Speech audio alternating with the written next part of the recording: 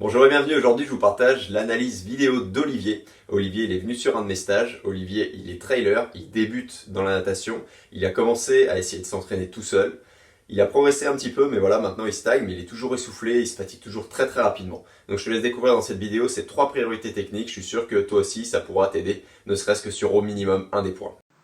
Alors Olivier, tes 3 priorités techniques, la première va être par rapport aux pieds. On va essayer de remonter les pieds au niveau de la surface de l'eau, d'accord? Pour baisser les freins tout simplement. Et on va agir sur 2 choses. La première, c'est l'autograndissement. Là, tu vois, au niveau des pointes de pied, ce qui se passe, c'est que elles sont jamais, elles sont à certains moments, on va dire, tendues au maximum. Mais je pense qu'en étant focus dessus, tu peux faire un peu mieux. Et en gagnant un peu de mobilité, forcément aussi, en travaillant un peu en dehors de l'eau, en t'asseyant sur tes chevilles. Parce que l'autograndissement va faire que Archimède va appuyer sur un peu plus de points tout simplement à chaque fois. Et ça fait que tes pieds mécaniquement ils vont remonter vers la surface de l'eau. Donc autograndissement aussi bien par les pointes de pied que par également la nuque. Mais la nuque, deuxième chose, ça va être important de l'aligner. Là tu vois, tu as le regard ici qui est où? Qui est légèrement devant. Donc on va mettre la nuque à plat et on va chercher à t'autograndir en même temps. Donc on agit vraiment sur l'alignement et l'autograndissement de manière à être beaucoup plus horizontalisé, d'accord, d'être beaucoup plus proche de la surface de l'eau, parallèle à la surface de l'eau pour baisser tous les freins. Et donc on va chercher également à te donner de la mobilité dans les épaules. Alors car là, tu vois, tu nages d'un seul bloc, tu vois, comme un robot si on peut dire. Tes épaules, elles se rétractent jamais, il n'y a pas de changement en fait. Tu tournes juste le corps de droite à gauche, en léger roulis d'un côté et de l'autre côté, mais jamais, tu vois, il y a de mobilité d'omoplate vers le centre ici de ton corps.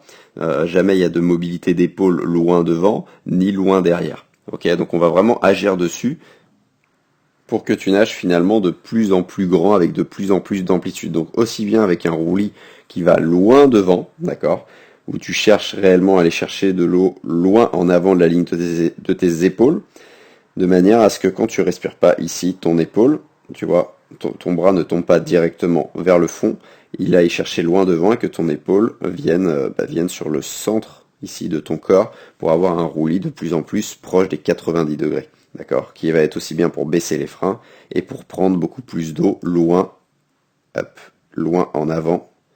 Je reviens sur cette vue-là, loin en avant de la ligne de tes épaules, encore plus loin.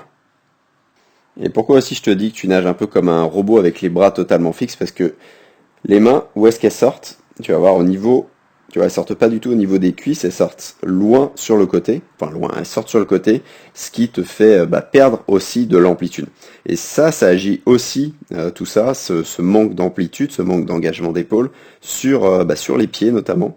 Et c'est pour ça que sur le point 1 était important par rapport aux pieds, parce que ça aussi, ça fait couler tes pieds. Ok, donc on agit là-dessus et ça sert à 2 choses, l'amplitude, à que tu sois plus horizontal et que tu déplaces plus d'eau, que tu ailles plus rapidement à chaque mouvement. Parce que regarde ce qui se passe là, sur cette vue-là, où est-ce que, regarde, la main elle arrive ici.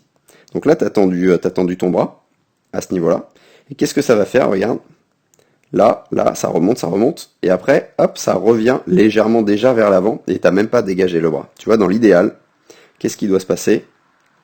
Quand tu as fini de pousser ici, en fait ton bras, il devrait non pas être là, mais il devrait être au niveau de ta cuisse. Là, tu devrais avoir le contact main-cuisse pour finir ta poussée.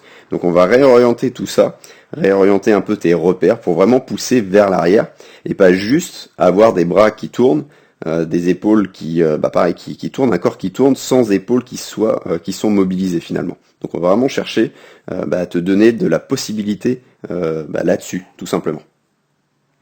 Et donc troisième point, si on regarde ta coordination, tu vois, tu es une coordination en opposition, ou presque en totale opposition, d'accord, en constante opposition. Tu as toujours un bras qui tourne et un bras qui revient au-dessus de l'eau, d'accord. J'aurais dû mettre une flèche, mais tu vois l'idée. Tu as toujours du coup un bras là et l'autre bras est vraiment en opposition ou pas loin de l'opposition par ici. Et l'idée, ça va être de transformer en fait cette coordination pour arriver à une coordination de plus en plus en semi-rattrapé, donc avec un bras devant qui se maintient devant plus ou moins proche de la surface de l'eau pendant que l'autre bras revient. Donc avoir à un moment donné les 2 bras en fait en avant de la ligne des épaules.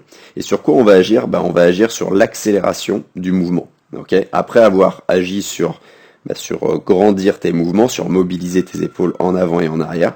On va chercher à finir, d'accord, juste à partir de là, à finir les fins de poussée en touchant la cuisse de manière plus forte, de manière plus intense, d'accord, pour déplacer en fait plus d'eau, la déplacer de plus en plus rapidement et donc avoir de plus en plus un temps de glisse avec le bras devant. Tu vas voir, au lieu d'être là quand tu vas respirer, il va remonter. Parce que regarde là, qu'est-ce qui se passe? Si j'avance un peu, tu respires, tu respires, tu respires. On va se remettre sur le côté. Hop. Là, tu respires, tu respires, tu respires. On va enlever ça. Et qu'est-ce qui se passe? Voilà, là tu as fini de respirer, tu commences à remettre la tête et ton bras, il est déjà ici, il a créé des freins, ce qui fait que mécaniquement les pieds tombent, tu vois, tout est relié. Mais je t'ai mis les choses dans l'ordre, tout va t'aider. Mais il faut vraiment dédier chaque séance, enfin un thème par séance, et pas se prendre la tête ensuite, sachant que tu as déjà bien bossé l'alignement au stage et que tu as déjà amélioré là-dessus, hein, c'est ce qui prend le moins de temps, hein, tout simplement. Et donc ce que je disais, c'est que tu dois finir en poussant plus fort et en expirant plus fort, car les deux, le fait de souffler plus fort, ça va faire contracter tes muscles plus intensément et ça va te donner plus de vitesse derrière. Et tu vas voir que même au niveau de l'inspiration, ton bras va se maintenir de plus en plus, il va remonter de plus en plus en projectile, comme je l'appelle, au lieu d'être ici, il va remonter de plus en plus à chaque fois que tu accélères, de mieux en mieux à chaque séance, ça va remonter, ça va remonter, ça va remonter, et tes jambes, mécaniquement, la même chose, vu que tu as les deux bras devant, ça fait balancier, ça fait remonter tout ça derrière.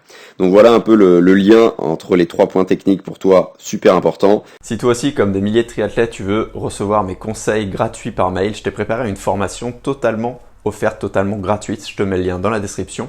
C'est une formation pour nager plus facile en crawl, pour être plus à l'aise tout simplement. J'éclaircique avec toi, sous tous les angles, en vidéo, les 3 exercices qui ont permis à mes élèves triathlètes de passer sous les 9, sous les 8, sous les 7, même sous les 6 minutes au 400, d'accord, en fonction de leur niveau. Dont cet exercice qui fonctionne vraiment très bien pour être tout de suite, dès la première séance en fait, plus à l'aise, plus facile, pour gagner un petit peu de mouvement dans la longueur, pour être avec un peu plus d'amplitude, pour vraiment dépenser encore moins d'énergie en fait finalement. Et dès la première séance, tu devrais ressentir toi aussi cette chose-là. Donc je te mets le lien dans la description, je te laisse découvrir les 3 exercices avec des séances clés en main. Et sur ce, je te dis à bientôt.